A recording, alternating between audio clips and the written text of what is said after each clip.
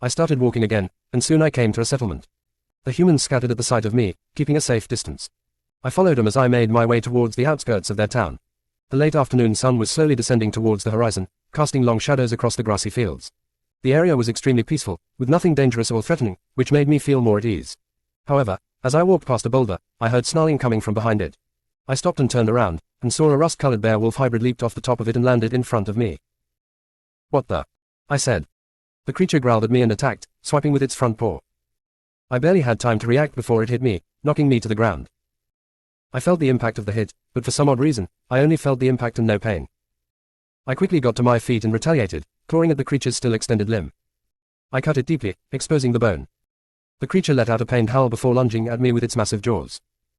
I saw my chance as it got close, and I aimed a brutal strike on top of its muzzle. Its teeth shattered in its broken snout, and blood gushed from its bitten-off tongue as it was knocked out. The humans who had been following me gasped in amazement and fear, but I couldn't help feeling a sense of satisfaction. This was just the beginning of my journey, and I was eager to see what else lay ahead. "That must have been an alpha dire wolf," said Precious with a hint of awe in its voice. "It must have been a loner or we would have been surrounded by now. I heard that they also have a beast core deep inside their chest next to their heart. How about finding it and consuming it?" I nodded eagerly, my eyes glinting with excitement. "Yes, let's do it." I dug my sharp claws deep inside the massive chest of the dead wolf, feeling around until I found both its heart and a bloody blue gem. "Aha, got it!" I exclaimed, pulling out the heart and the gem. "Let's feast." I sank my teeth into the heart, savoring its chewy texture and rich flavor.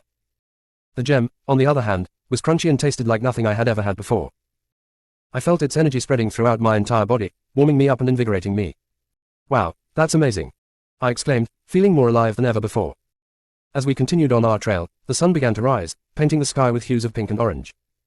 My snout and claws were covered with blood, making me look like a fierce predator. "I hope this blood doesn't attract any unwanted attention," I said, looking around warily. Just then, I spotted a massive stone gate in the distance, guarded by armed men.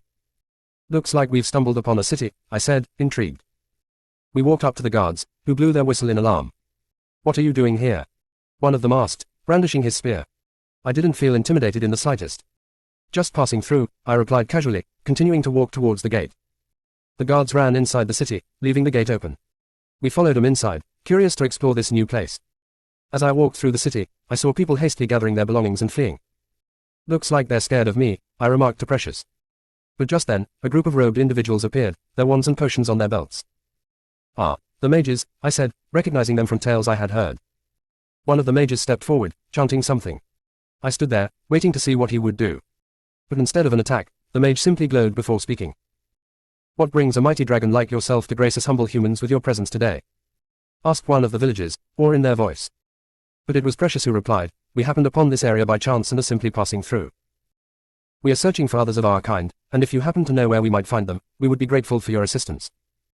The expressions of the villagers changed, some gasping in shock, while others stared at us in wonder. One of them exclaimed, "It spoke to us using its mind." Clearly, telepathy was not a common occurrence in this part of the world.